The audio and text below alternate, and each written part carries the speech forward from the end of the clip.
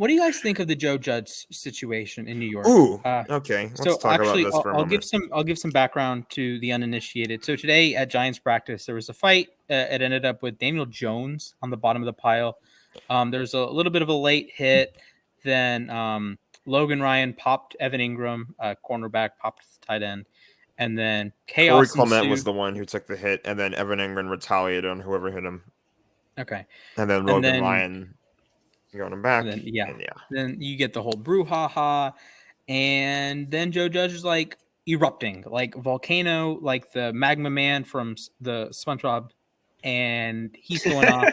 And there's no video of this. Krakatoa. Yeah, exactly. There's somehow no video of this, which I find shocking, but that's beside the point. So Joe Judge gets out, is screaming at all of his players, and they're running wind sprints. Like I'm talking 100 yards, back and forth, back and forth, back and forth. Calvin Benjamin, shout out to Calvin Benjamin. He was not at practice today because he was cut the other day. So back and forth, back and forth, back and forth. Apparently they weren't running fast enough. I feel bad for the Dexter Lawrences of the world. Like, come on now. It's not necessarily his fault, right? And he's just back and forth and back and forth and back and forth and back and forth. And then Judge is like, okay, do push-ups. And he's like, again. Literally, Herb Brooks. Herb Brooks. Yeah, this was from Miracle. Just whistle again. I can't do a whistle sound, but you get what I mean. The imagery there is hilarious, absolutely. But I think Joe Judge has to be careful here. And I'm going to pretend you're playing Madden or any other video game for a moment. You have a certain number of skill points that you can use. Like you have like in NBA 2K, you have a certain number of like team morale points that you can spend, right? So you can tell a player, hey, you're playing like crap, get better. The first time you do that, it's fine. The second time you do that, it's not going to work as well. So if Judge is consistently blowing up on his players for, doing stuff like this, it's going to lose effectiveness. Now, it would be a great story if, hey, the Giants are the best team in the NFL this season, or they make the playoffs, or they have this gigantic leap from 6-10 to being a competent organization again. But Joe Judge is walking a thin line. You're not dealing with 8-year-olds. 8-year-olds, when I played soccer, when I played baseball, you can yell at an 8-year-old for quite a long time. And, the parents aren't going to step in. The other coaches aren't going to step in. The kids are just like, okay, I'm going to sit here. Right. But, you're dealing with like 25-year-olds, 26-year-olds. So there is a different level of, they're just not going to respect you, and they're not going to want to play for you. They're not going to want to put their life on the line every Sunday for you if you're going to just belittle them in practice and make them run a million wind sprints. So, like, if you do it once and it works, the Giants might be that miracle team. Yeah, that true changed culture that every team wants. This is what the Jets have been pining for years. This is what Brian Flores is doing with the Dolphins. But if you're going to go off on your players, you have to have a reason for it, and he did have a reason for it today, but it can't be a consistent thing. So if we see in 2 weeks Joe Judge unloads, that's a bad headline. That is essentially an incriminating headline on Joe Judge, that he's more of a hothead than a effective football coach. Because you see these players get worn out. This is the last dance is a thing. Tom Brady left Bill Belichick.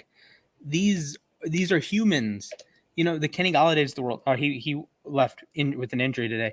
The Daniel Jones, Kyle Rudolph, James Bradbury, Jabril Peppers. These guys are humans. So first time, sure, that's fine. But if you're this can't be a repeat offense moving forward. And I hope the Giants players know that, and I hope Joe Judge knows that. I hope Joe Judge knows that, because he has nothing yet under his resume. I mean, he came to New York and hasn't proven anything yet. So, I mean, it's nice to know that, he doesn't tolerate the BS on the side. I mean, at the end of the day, his quarterback wasn't the bottom of the pile. I get it. Like you said, the first time, show them that you mean authority. But if we're getting updates every week, Joe Judge exposes this, Joe Judge makes him do that. There was a point where you're like, okay, this guy just knows how to be like Robert Saleh of the 49ers. That guy was the hype man. That's the guy who you go through a wall for. But Joe Judge is doing, I think he's trying to get that kind of image, but it's just not.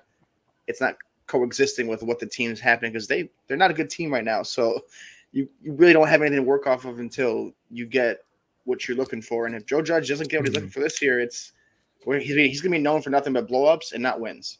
Yeah, and this is when you get into that Rex Ryan territory that you really don't want to be in. You don't want to have like a bigger, I don't want to say ego, but you don't want to be known for more off the field stuff than on the field stuff. And of course, this is technically on the field, but you don't want to be known as the guy that the press conference guy. You don't want to be known as the press conference extracurricular stuff. Like you don't want to be known for just like a good football coach. And I think Rex Ryan was known as a good football coach when the Jets were winning.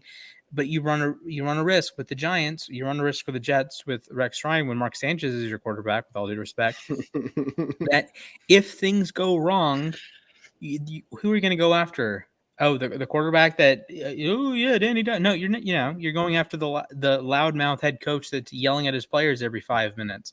So I get it. I get today. I understand. I've been mad at people before, but if it is a recurring thing, that's an issue. I'm out. It is an issue. You're probably going to lose the respect of the locker room. Things are probably going to, fall apart. And it's like, at the end of the day, just what if you're a Giants fan watching this right now, what you want to hope with Joe Judge is that this, it woke up the players a little bit, that they can't get into the whole like extracurricular stuff. Like they can't just like be, because these are proven players too. Like I don't know what kind of pre-existing thing would happen between like Evan Ingram and Logan Ryan that would make Logan Ryan just unload on one of his teammates like that. But and you can't do that in the game. Like Joe Judge is probably like, hey, like doing this thing like first time, but like he's also telling his players, listen, you do this in the game, you have a ref. They're not gonna sit there and play around with you, and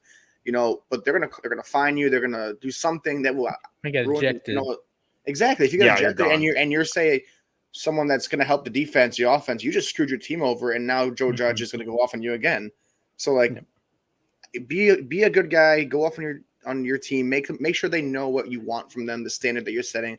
But at the end of the day, don't make it a recurring thing where it's like Joe Judge went off again this week, next week. Oh, the Giants are 0-3. It's like it's going to just boil down to a point where they won't trust him. The friction will be in the locker room, and then next thing you know, we're talking Joe Judge on the hot seat. Exactly. Absolutely. And they have a promising season. Go ahead. They have a promising season with the acquisitions. They're looking like a better team.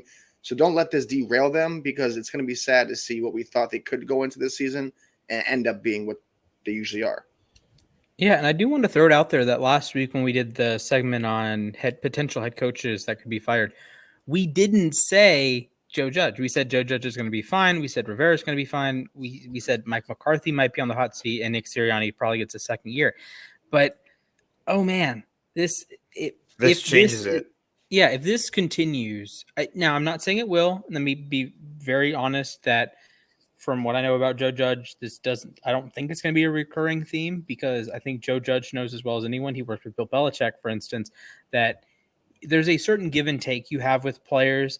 There's a certain give and take you have with any relationship, whether it's like a coworker, a friend, a love interest, whatever it may be. There's a give and take. And if you try to take too much, and if the players in the locker room deem that Joe Judge is trying to take too much from them without giving in return, that's when it can get ugly in a locker room. And that's when you can say, oh, the 5-12 Giants fired Joe Judge. Why did they fire Joe Judge? Because he's may not be a player's guy. I'm not saying he is, but this sets a dangerous precedent, because he can't go back to this well again without making his players mad. It's like a good halftime speech. If you say the same thing every week, the players are going to drown you out. And that's when there's a disconnect. Exactly.